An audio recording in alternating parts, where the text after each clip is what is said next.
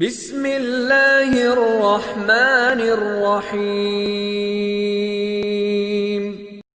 السلام علیکم ورحمۃ اللہ وبرکاتہ۔ میں ہوں آپ کا طبیب حکیم وقاص۔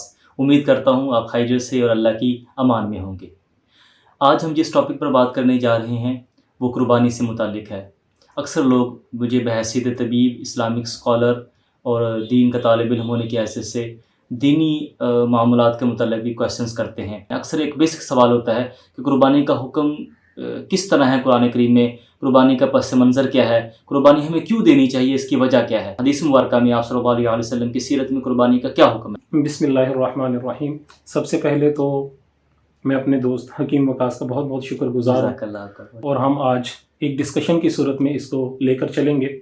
تو سب سے پہلے جو چیز ہے کہ قربانی کی حیثیت، تو کسی بھی چیز کی اہمیت جاننے کے لیے اس کا پس منظر جاننا بہت زیادہ ضروری ہے۔ بالکل بالکل۔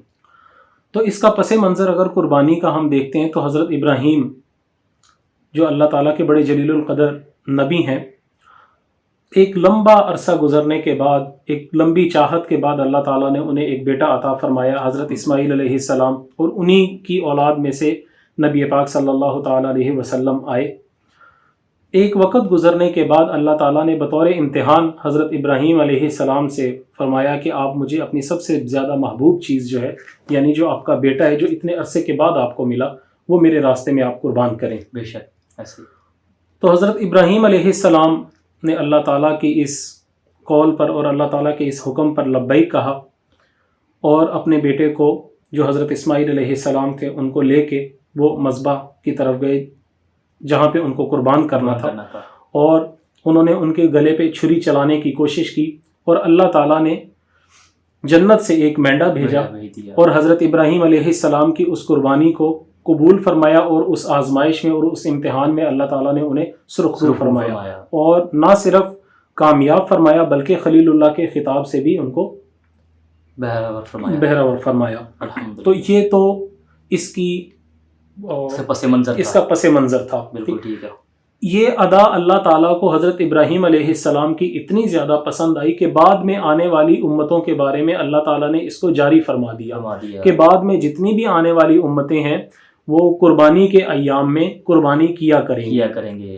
صرف اللہ تعالیٰ نے آسانی یہ فرما دی کہ اب چونکہ حضرت ابراہیم علیہ السلام سے تو قربانی کے طور پہ ان کے بیٹے کی قربانی مانگی گئی تھی، لیکن بعد میں آنے والی امتوں کے لیے یہ فرما دیا کہ آپ جو حلال جانور ہیں ان کی قربانی مخصوص ایام کے اندر اللہ تعالیٰ کے راستے میں کریں۔ اور قرآن کریم کی آیات کے حوالے سے اگر ہم دیکھتے ہیں کہ اس کی جو فرضیت ہے یا اس کا وجوب جو ہے امت محمدیہ پر ہے، تو 30ویں پارے کی سورہ کوثر کے اندر اللہ تعالیٰ کا ارشاد ہے نبی پاک صلی اللہ تعالیٰ علیہ وسلم سے کہ فَصَلِّ لِرَبِّكَ وَانْحَرْ، کہ آپ اللہ تعالیٰ کے لیے نماز پڑھیے اور قربانی کیجیے۔ تو قربانی جو ہے بیسک وہ ہے کہ اللہ تعالیٰ کے راستے میں کسی چیز کو قربان کرنا اللہ تعالیٰ کی قربت حاصل کرنے کے لیے۔ تو سراسر خالصتاً قربانی کا جو عمل ہے وہ اللہ تعالیٰ کی رضا کا حاصل کرنا ہے، کہ اگر ہم قربانی کرتے ہیں تو اللہ تعالیٰ کی رضا ہمیں حاصل ہو جائے۔ کیونکہ قرآن کریم کی ایک دوسری آیت ہے، اللہ تعالیٰ مسلمانوں اور جتنے بھی قربانی کرنے والے لوگ ہیں ان کے دلوں سے اور ان کے دماغوں سے اللہ تعالیٰ اس وسوسے کو، اس اشکال کو نکال دیتے ہیں کہ مجھے تمہاری اس قربانی کی ضرورت نہیں ہے۔ اللہ تعالیٰ قرآن کریم کے اندر فرماتے ہیں کہ لن ینال اللہ لحومها ولا دماؤها ولکن ینالہ التقوی منکم۔ بالکل صحیح۔ کہ اس آیت کا مفہوم یہ ہے کہ قربانی کے جانور کا نہ تو گوشت اللہ تک پہنچتا ہے اور نہ ہی خون اللہ تک پہنچتا ہے۔ جو چیز اللہ تعالیٰ یہاں پر دیکھنا چاہتے ہیں وہ صرف اور صرف مسلمان مومن کی نیت ہے اور اس کا اخلاص ہے اور اس کا تقوی ہے، کہ وہ کتنا اللہ تعالیٰ کی رضا کے لیے اور اللہ تعالیٰ کی خوشنودی حاصل کرنے کے لیے اور خالصتاً اللہ کی رضا کے لیے اس معاملے کو سر انجام دیتا ہے۔ بالکل ماشاء اللہ، ہمیں یہ تو کلیئر ہوا کہ قرآن کریم میں اس کا کیا حکم ہے۔ سیرت میں فرضیت کیا ہے؟ سیرت میں آپ صلی اللہ علیہ وسلم نے کیا ارشاد فرمایا قربانی سے متعلق؟ سیرت کے اندر نبی پاک صلی اللہ تعالیٰ علیہ وسلم کا ایک تو اپنا طریقہ ہے کہ جو نبی پاک صلی اللہ تعالیٰ علیہ وسلم نے دوام کے ساتھ کیا، کہ نبی پاک صلی اللہ تعالیٰ علیہ وسلم نے اس پہ مواظبت اختیار کی اور ہمیشہ وہ کام کرتے ہیں، مسلسل ہی کرتے رہے ہیں، ایسا نہیں ہے یعنی کوئی سال ایسا نہیں گزرا کہ جب آپ صلی اللہ علیہ وسلم نے قربانی آنے کے بعد قربانی نہ کی ہو. جی بالکل، اور مسلسل یہ طریقہ چلتا رہا، یعنی ایسا نہیں ہے کسی وقت میں آپ صلی اللہ علیہ وسلم نے کر لیا، کسی وقت میں نہیں کیا اور کسی وقت میں رعایت دے دی، تو اس میں ایسا نہیں تھا، بلکہ بالکل مستقل طریقے پر جب بھی قربانی آتی رہی ہے، جب بھی سیزن آتا رہی، عید الاضحیٰ آتی رہی ہے، تو آپ صلی اللہ علیہ وسلم قربانی بالکل ایسا ہی ہے. ایک تو نبی پاک صلی اللہ تعالیٰ علیہ وسلم کا اپنا عمل ہے، اور دوسرا نبی پاک صلی اللہ تعالیٰ علیہ وسلم کا ارشاد گرامی ہے جو اس امت کو نبی پاک صلی اللہ تعالیٰ علیہ وسلم نے تعلیماً ارشاد فرمایا.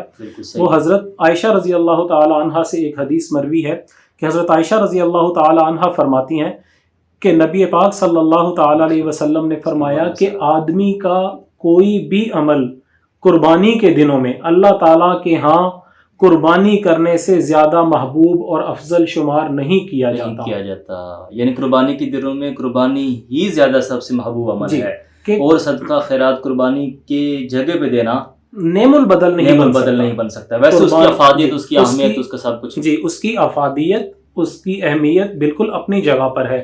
اس سے ہرگز مطلب یہ مراد نہیں لیا جا سکتا کہ مثال کے طور پہ اگر احادیث کے اندر آ گیا ہے کہ قربانی کے دنوں میں سب سے زیادہ افضل کام جو ہے وہ قربانی کرنا ہے، تو انسان دوسروں کی مدد کرنا چھوڑ دے، یا انسان نماز پڑھنا چھوڑ دے، تہجد پڑھنا چھوڑ دے، یا دوسرے نیکی کے کام کرنا چھوڑ دے.